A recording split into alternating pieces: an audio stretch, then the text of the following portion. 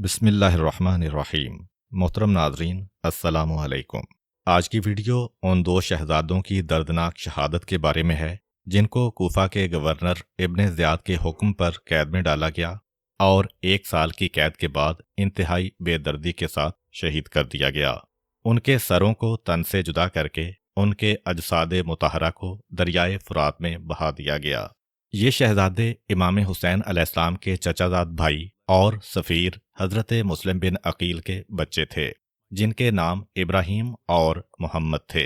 इब्राहीम की उम्र 7 साल और मोहम्मद की उम्र 9 साल थी। ये शहजादे कूफा किस तरह पहुँचे, इसके बारे में तारीख में इख्तिलाफ पाया जाता है। एक रिवायत के मुताबिक ये शहजादे अपने वालिद जनाब मुस्लिम बिन अकील के साथ ही कूफा गए थे और उनकी शहादत के बाद इन्हें गिरफ्तार करके इब्न ज़ियाद के सामने पेश किया गया। और दूसरी रिवायत के मुताबिक ये शहजादे यौम आशूर उस वक्त ख़याम से रुए सहरा निकले जब ख़याम में गारत गरी हुई और ख़याम अहले बैत को नज़र आतिश किया गया।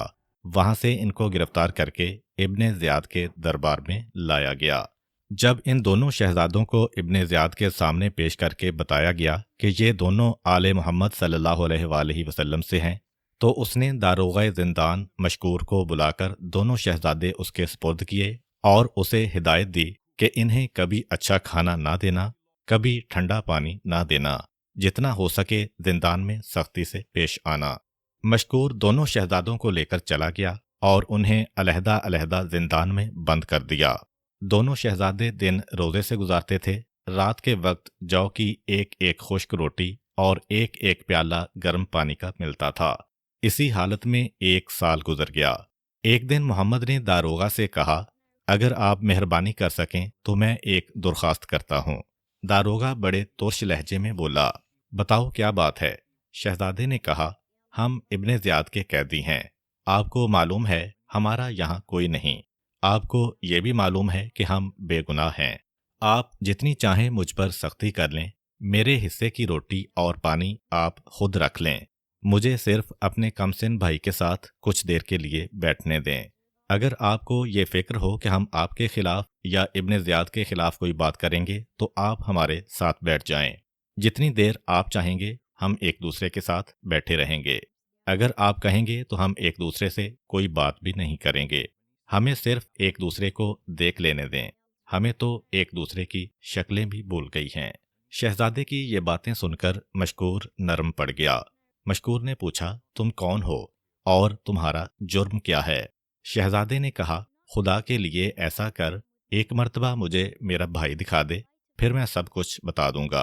कहीं ऐसा ना हो कि मैं भाई को देखने से पहले तुझे बताऊं और फिर तू मुझे भाई के देखने की मोहलत भी ना दे। मशकूर ने दूसरे ज़िंदान का दरवाज़ा खोला। कमसिन इब्राहीम दौड़कर भाई के गले मिल गया। दोनों भाई काफ़ी देर तक एक दूसरे के गले मिलकर रोते रहे। आखिर मशकूर ने दोनों को एक दूसरे से जुदा किया। कमसिन इब्राहीम ने बड़े भाई मोहम्मद से कहा, भैया, कैद वही है जो गुजार रहे हैं। भूख और प्यास से अब ये हालत है कि हम अपने पांव पर खड़े भी नहीं हो सकते।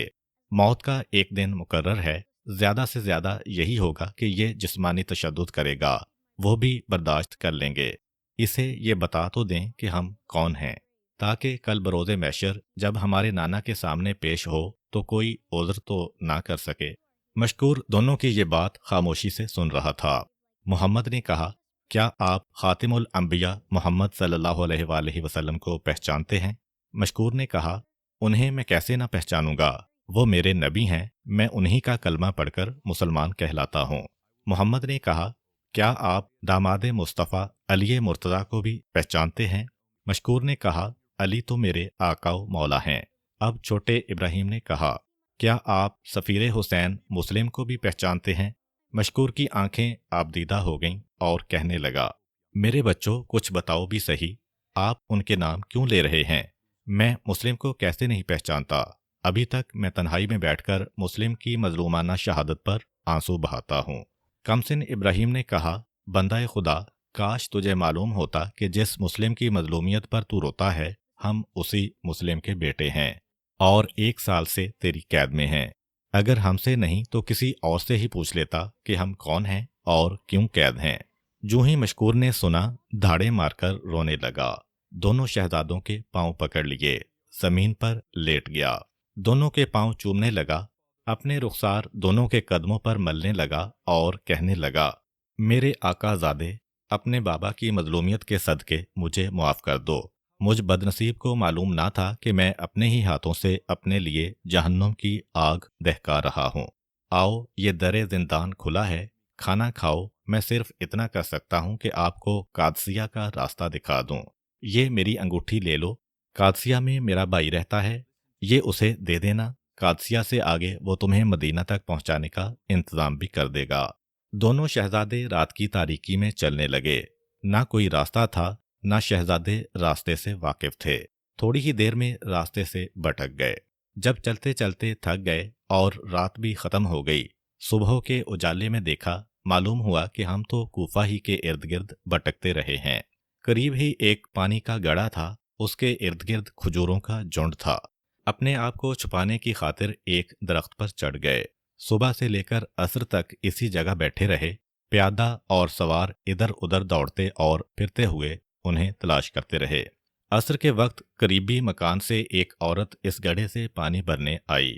اتفاقاً عورت نے پانی میں شہزادوں کے عکس دیکھ لیے۔ جب نظر اوپر اٹھا کر دیکھا تو دو چاند ڈرے اور سہمے ہوئے کانپتے نظر آئے۔ عورت نے کہا، بچوں، تم کون ہو اور یہاں کیوں بیٹھے ہو؟ محمد نے کہا، ہم مسافر ہیں، یتیم ہیں، راستہ بھٹک گئے ہیں، کوئی واقف نہ تھا، ڈر کے مارے یہاں چھپ گئے ہیں۔ عورت نے کہا، تمہاری شکل و صورت تو ایسے لگتی ہے جیسے تم ہاشمی ہو، کہیں مسلم کے فرزند تو نہیں ہو؟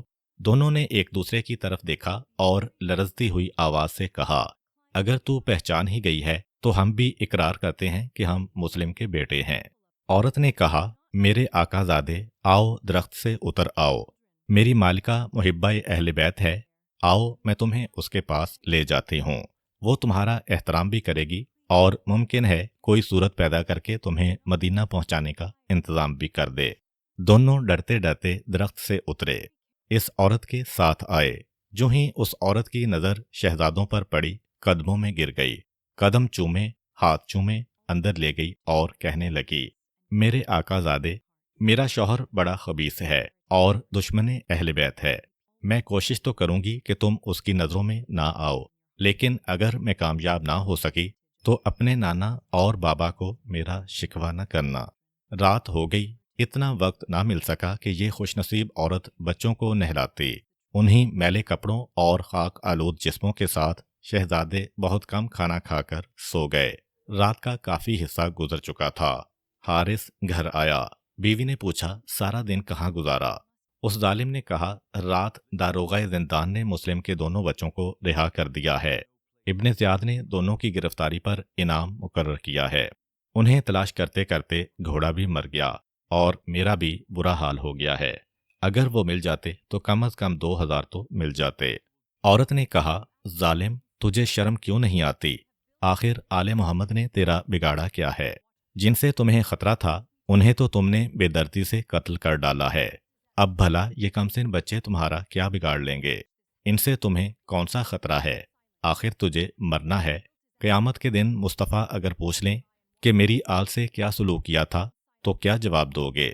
کچھ ترس کر، دنیا کے عوض کیوں دین فروخت کر رہا ہے؟ اگر تجھے یہ 2000 مل بھی جائیں تو کب تک کھائے گا؟ اس ظالم نے کہا، کچھ نصیحتیں صبح تک کے لیے بچا رکھ، اب تنگ نہ کر، مجھے کھانا دے، میں سونا چاہتا ہوں، بہت زیادہ تھکا ہوا ہوں، صبح پھر ان کی تلاش میں جانا ہے۔ یہ خوش بخت اٹھی، کھانا لائی، اس نے زبر مار کیا اور سو گیا۔ ابھی نیند نہیں آئی تھی کہ کمرے کے اندر سے بولنے کی آواز آئی۔ اس نے کان لگائے، اٹھ کر بیٹھ گیا۔ ہوا یوں کہ دونوں شہزادے ایک دوسرے کے گلے میں باہیں ڈال کر سو گئے۔ نصف شب گزرنے کے بعد بڑے شہزادے کی آنکھ کھل گئی۔ اس نے چھوٹے بھائی کو جگایا اور کہنے لگا، بھیا، میرا خیال ہے کہ ہماری زندگی کی یہ آخری رات ہے، آ تو مجھے گلے لگا لے، میں تجھے گلے لگا لوں، پھر قیامت کو ملاقات ہوگی۔ چھوٹے نے پوچھا، بھیا کیا بات ہے؟ محمد نے بتایا کہ ابھی ابھی خواب میں میں نے اپنے جد امجد سرور انبیاء اور نانا علی مرتضیٰ کو دیکھا ہے، ان کے ساتھ ہمارے بابا مسلم بھی تھے۔ سرور انبیاء نے بابا سے شکوہ کیا کہ خود تو آ گئے مگر ان بچوں کو ظالموں میں چھوڑ آئے۔ بابا نے عرض کیا، قبلہ صبح صبح یہ دونوں آپ کی خدمت میں پہنچ جائیں گے۔ چھوٹے ابراہیم نے کہا، بھیا یہی خواب تو میں نے بھی دیکھا ہے۔ ان دونوں کی یہی گفتگو اس ظالم نے سنی۔ عورت سے پوچھا، کمرے کے اندر کون ہے؟ عورت نے کوئی جواب نہ دیا۔ پھر اس نے غلام اور کنیز سے پوچھا، انہوں نے بھی کوئی جواب نہ دیا۔ اٹھا کمرے کے دروازے پر آیا، دیکھا تو تالا پڑا ہوا تھا۔ اس نے بیوی سے چابی مانگی، اس نیک سیرت نے چابی نہ دی۔ اس ظالم نے تالا توڑا، اندر اندھیرے میں ہاتھ مارتا ہوا آگے بڑھا۔ اچانک اس کا ایک ہاتھ ایک شہزادے کے سر پر آ لگا۔ شہزادے نے سہم کر پوچھا، کون ہے؟ اس نے کہا، میں تو گھر کا مالک ہوں، تم بتاؤ کون ہو؟ شہزادے نے کہا، ہم یتیم اور مسافر ہیں۔ حارث نے کہا، میں پوچھ رہا ہوں تمہارے باپ کا نام کیا ہے؟ شہزادے نے کہا، اگر ہم سچ سچ بتا دیں تو کیا ہمیں امان ہے؟ حارث نے کہا، ہاں بتاؤ، امان ہے۔ شہزادے نے کہا، اللہ اور اس کا رسول ضامن ہیں؟ حارث نے کہا، اللہ اور رسول ضامن ہیں۔ شہزادے نے کہا، کیا اللہ اور رسول ہمارے اس معاہدے کے گواہ ہیں؟ حارث نے کہا، اللہ اور رسول اس معاہدہ کے گواہ ہیں۔ شہزادے نے کہا، ہم مسلم کے فرزند ہیں۔ اس ظالم نے کہا، موت سے بھاگ کے موت کے منہ میں آ گئے ہو۔ پھر حارث نے بڑے شہزادے کو اس زور سے تمانچہ مارا کہ شہزادہ منہ کے بل زمین پہ گر گیا، دو دانت ٹوٹ گئے، رخسار اور منہ سے خون کا فوارہ پھوٹ نکلا۔ پھر اس ظالم نے دوسرا تمانچہ چھوٹے کو مارا، دونوں شہزادے زمین پر تڑپنے لگے۔ اس ظالم نے دونوں کے خاک آلودہ بالوں میں ہاتھ ڈالا اور دونوں کو جھٹکے سے کھڑا کیا، رسی تلاش کی، دونوں کے ہاتھ پسے پشت باندھے، زمین پر اوندا لٹا کر رسی کے ایک سرے سے پاؤں بھی باندھ دیے۔ پھر دونوں کے خاک آلودہ بالوں کو ایک دوسرے سے باندھ کر چھوڑ دیا۔ پوری رات دونوں کمسن شہزادے اسی حالت میں زمین پر پڑے رہے۔ حارث کی بیوی اس کے قدموں سے لپٹ لپٹ کر اور پاؤں چوم چوم کر منتیں کرتی رہی، لیکن اس ظالم نے ایک نہ سنی اور بستر پر دراز ہو کر بڑے مزے سے ساری رات سوتا رہا۔ صبح کو اٹھا، دونوں شہزادوں کو اسی حالت میں رسن بستہ دریا پر لایا۔ بیوی نے روکنے کی کوشش کی، اسے تلوار کی ایک ضرب سے زخمی کر کے ایک طرف گرا دیا۔ غلام اس کے قریب آیا اور اس نے کہا، میرے مالک، ہر ظلم کی ایک حد ہوتی ہے، ذرا اندازہ کیجئے ان بچوں کا قصور کیا ہے کہ ان کی وجہ سے تو نے اپنا گھر اجاڑ دیا ہے۔ بھلا یہ کمسن بھی اس قابل ہیں کہ انہیں قتل کیا جائے۔ اس ظالم نے غلام کو قتل کر دیا۔ اتنے میں اس کا نوجوان بیٹا اس کے سامنے آیا اور اس نے کہا، کہیں آپ کا دماغ تو نہیں چل گیا؟ صرف 2000 کے لالچ میں آپ نے اس غلام کو قتل کر دیا جسے میں اپنے بھائی جیسا سمجھتا تھا، اور میری ماں کو بھی زخمی کر دیا ہے۔ میں ان بچوں کو قتل نہیں ہونے دوں گا، انہیں چھوڑ دے۔ دونوں بچے رحم طلب نگاہوں سے اس جوان کی طرف دیکھنے لگے۔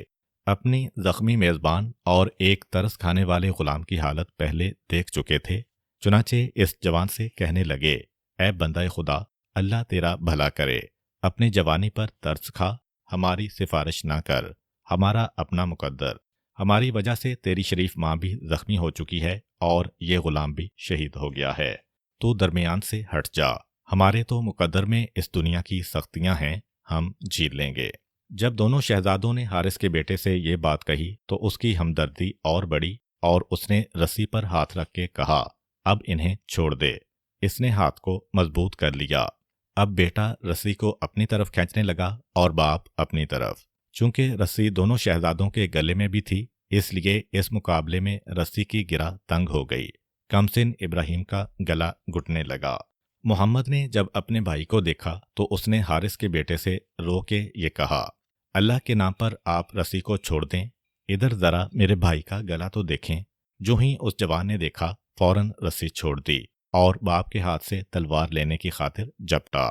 جب حارث نے دیکھا کہ اس کا بیٹا تلوار چھیننا چاہتا ہے، اس نے بڑھ کر بیٹے پر تلوار کا ایسا وار کیا کہ وہ بیچارہ زمین پر تڑپنے لگا۔ جب دونوں شہزادوں نے اپنے 3 مددگاروں کی یہ حالت دیکھی تو زندگی سے مایوس ہو گئے۔ دریا پر تو لا ہی چکا تھا، اب اس ظالم نے دونوں کا کام جلد از جلد ختم کرنا چاہا۔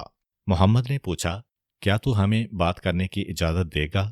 حارث نے کہا، بتاؤ کیا کہنا چاہتے ہو؟ محمد نے کہا، ایسا کر، اگر تجھے 2000 ہی لینا ہے تو پھر ہمیں بازار میں لے جا، ہمیں اپنا غلام بنا کے فروخت کر دے، تجھے 2000 سے زیادہ ہی مل جائیں گے۔ حارث نے کہا، جو مزہ ان پیسوں میں ہوگا جو تمہارے قتل سے ملیں گے، وہ فروخت کے عوض آئے ہوئے پیسوں میں کب ہوگا؟ محمد نے کہا، پھر ایسا کر، ہمیں زندہ ابن زیاد کے پاس لے جا، وہ تجھے تیرا انعام دے دے گا۔ حارث نے کہا، میں تمہارے سر لے کے جانا چاہتا ہوں۔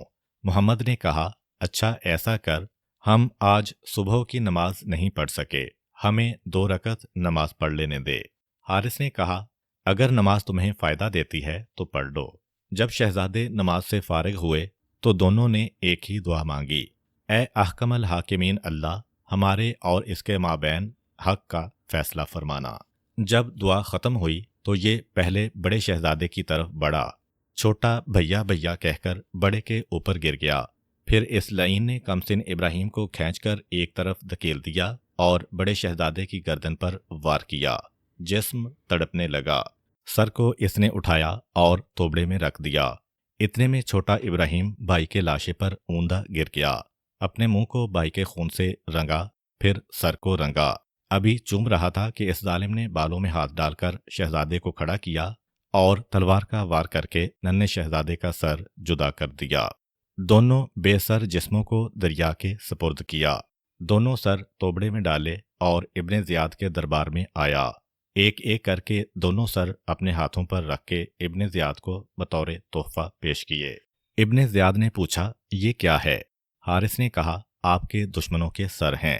ابن زیاد نے کہا، کون سے دشمنوں کے؟ حارث نے کہا، فرزندان مسلم کے۔ ابن زیاد نے کہا، میں نے تو ان شہزادوں کو پہلے بھی دیکھا تھا، لیکن ان کے رخسار سیاہ نہیں تھے، اب ان کے رخسار سیاہ کیوں ہیں؟ حارث نے کہا، یہ باتیں آپ مجھ سے نہ پوچھیں، اپنا وعدہ پورا کریں اور مجھے انعام دیں۔ ابن زیاد نے کہا، میں نے یہ کب کہا تھا کہ ان کے سروں پر انعام دوں گا؟ میں نے تو یہ کہا تھا کہ انہیں گرفتار کر کے لانے والے کو انعام دوں گا۔ میں نے یزید کو ان کی اطلاع دی ہے، اگر وہ مجھے لکھ دے کہ انہیں میرے پاس بھیج دے یا انہیں رہا کر دے تو بتا، پھر میں کیا کروں گا؟ اچھا یہ بتا کہ یہ دونوں تجھے کہاں سے ملے تھے؟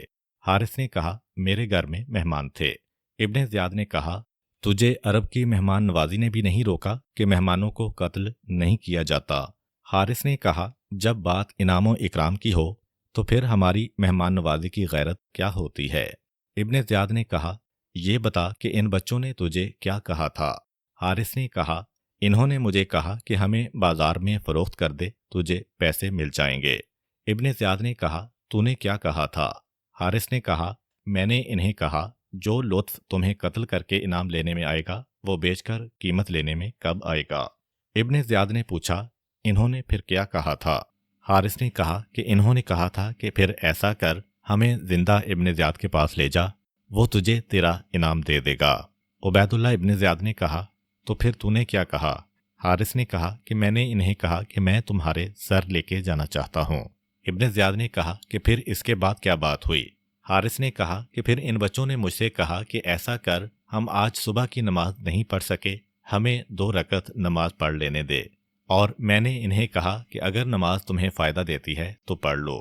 روایت میں ہے کہ ابن زیاد حارث پر اس قدر برہم ہوا کہ اس نے اپنے غلام نادر کو بلایا اور اس سے کہا کہ اس کمینے انسان کو نہر پر لے جا، اور جس جگہ اس نے ان دونوں بچوں کو قتل کیا ہے وہیں اس کی گردن بھی قلم کر دے، اور قتل کرتے وقت یہ خیال رکھنا کہ اس کا نجس خون ان بچوں کے پاک خون سے نہ ملنے پائے۔ حارث ملعون حواس باختہ و گریہ زاری کرتے ہوئے عبید اللہ ابن زیاد سے کہنے لگا، اے میرے امیر، مجھ سے غلطی ہو گئی، میں تو یہ سوچ رہا تھا کہ آپ کی خدمت گزاری کر رہا ہوں، خدا کے واسطے آپ مجھ پر اور میرے بیوی بچوں پر رحم فرمائیے۔ عبید اللہ ابن زیاد نے جواب دیا کہ اتفاق سے میں بھی تیری ہی طرح ہوں کہ خدا تعالیٰ نے میرے دل میں ذرہ برابر بھی رحم نہیں رکھا۔ چند سپاہی نادر کے ساتھ اسے کھینچتے ہوئے دارالامارہ سے باہر کی طرف لے جانے لگے۔ جب اس جگہ پر پہنچے جہاں اس نے بچوں کو بے دردی سے قتل کیا تھا تو اس ملعون نے نادر سے کہا، ایسا کر، مجھے قتل نہ کر اور مجھے چھوڑ دے، میں چھپ جاؤں گا اور تجھے 10,000 دینار دیتا ہوں۔ نادر نے کہا، ارے ظالم، تو 10,000 دینار کی بات کرتا ہے، اگر پورے عالم کی حکومت بھی دے دے تو میں تیرے قتل کے عوض قبول نہ کروں گا۔ چنانچہ نادر نے پہلے اس صفاق کے پاؤں کاٹے، پھر ہاتھ کاٹے، آخر میں سر کاٹ لیا۔ اس کے لاشے کو دریا میں پھینکا، دریا نے باہر ڈال دیا، پھر پھینکا، دریا نے پھر قبول کرنے سے انکار کر دیا۔ جب تیسری مرتبہ بھی پانی نے اس کا نجس لاشا قبول نہ کیا تو پھر اسی جگہ دریا کے کنارے ایک گڑھا کھودا اور اس میں اس کا لاشا دفن کرنے کی کوشش کی، لیکن زمین نے بھی اگل دیا۔ 3 مرتبہ زمین میں دفن کرنے کی کوشش کی گئی، لیکن زمین نے بھی پانی کی طرح ہر مرتبہ باہر پھینک دیا۔ بالآخر آگ جلائی گئی اور اس ظالم کا لاشا آگ کے سپرد کر دیا گیا۔ یوں یہ واصل جہنم ہوا۔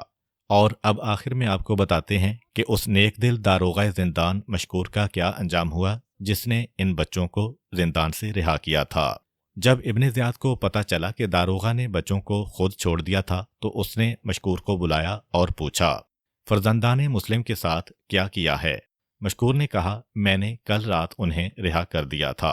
ابن زیاد نے کہا، تو نے ایسا کیوں کیا ہے؟ مشکور نے کہا، اللہ کی خوشنودی حاصل کرنے کی خاطر۔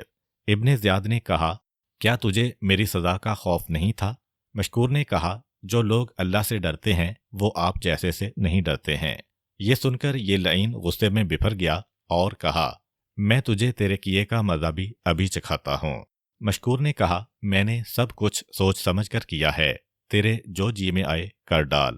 ابن زیاد نے حکم دیا کہ پہلے اسے سولی پر لٹکایا جائے، پھر اسے 500 کوڑا مارا جائے اور آخر میں اس کا سر کاٹ لیا جائے۔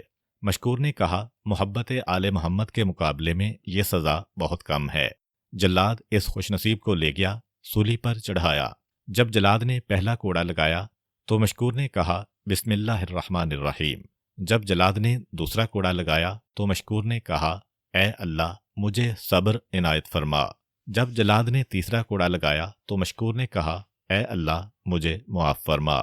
جب جلاد نے چوتھا کوڑا لگایا تو مشکور نے کہا، اے اللہ تو اچھی طرح جانتا ہے کہ میں صرف محبت آل محمد میں قتل کیا جا رہا ہوں۔ جب جلاد نے 5واں کوڑا لگایا تو مشکور نے کہا، اے اللہ مجھے اپنے رسول اور اس کے اہل بیت کی بارگاہ میں بھیج دے۔ جب جلاد نے 6واں کوڑا لگایا تو مشکور نے کہا، تمہارے لیے جہنم کی وادی ویل ہے۔ اس کے بعد خاموش ہو گیا۔ جب 500 کوڑا مکمل ہوا تو مشکور نے آنکھیں کھولیں۔ کسی نے پوچھا، مشکور پانی پیو گے؟ مشکور نے کہا، میں نے نبی کونین صلی اللہ علیہ وآلہ وسلم کے ہاتھ سے جام کوثر پی لیا ہے، اب پانی کی ضرورت ہی محسوس نہیں ہو رہی۔ یہ واقعہ ہمیں بتاتا ہے کہ امام حسین علیہ السلام نے اپنے نانا کے دین کو بچانے کے لیے نہ صرف اپنی جان کا نذرانہ پیش کیا بلکہ اپنے خاندان کے بوڑھوں، جوانوں، کم سن نوجوانوں، حتیٰ کہ 6 ماہ کے علی اصغر کو بھی اللہ کی راہ میں قربان کر دیا۔ اللہ تعالی ہمیں واقعہ کربلا کو صحیح معنوں میں سمجھنے اور باطل کے مقابلے میں ڈٹ جانے کی توفیق عطا فرمائے، آمین۔ ان 2 کمسن شہزادوں ابراہیم اور محمد کا مزار عراق کے شہر مسیب میں واقع ہے۔